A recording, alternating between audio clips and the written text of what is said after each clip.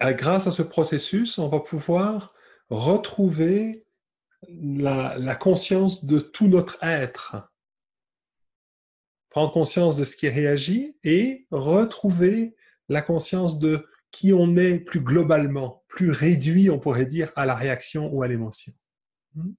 Voilà. Hmm.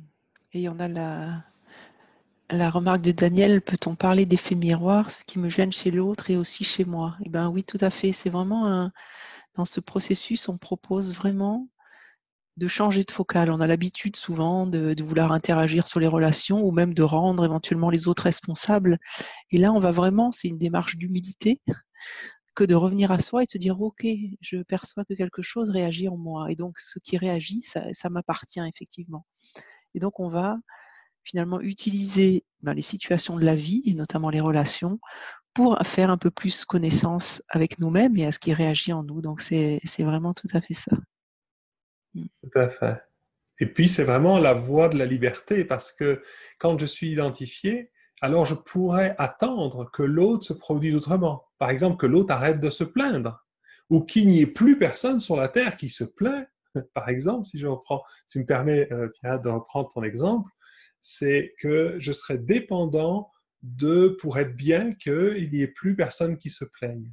Alors évidemment, ben, je me retrouve à subir la situation. Alors que lorsque je prends conscience, je prends responsabilité en toute humilité, hein, du fait que quelque chose en moi réagit sans être coupable, bien sûr, mais j'en prends pleinement responsabilité, je retrouve mon pouvoir d'accueillir ça dans un espace plus large.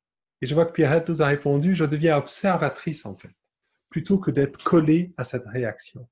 Exactement.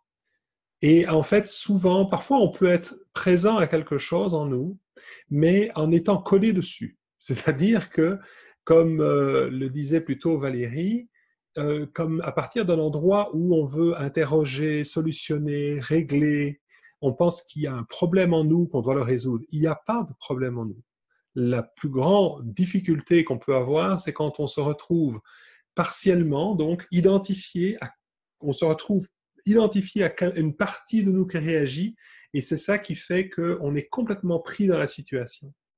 Et on n'a rien à changer que finalement notre regard, c'est-à-dire à partir d'où je suis en relation avec l'autre et avec la vie. C'est sûr que si je suis en relation avec l'autre à partir de cette partie de moi, eh bien c'est comme si je commençais à voir l'autre et le monde à partir du point de vue, à partir comme si je prenais les lunettes de cette partie de moi là qui est là, mettons dans mon corps qui réagit, et hop, je regarde à travers ces lunettes et dans le fond, je me retrouve complètement identifié à sa réaction à ce qui se passe.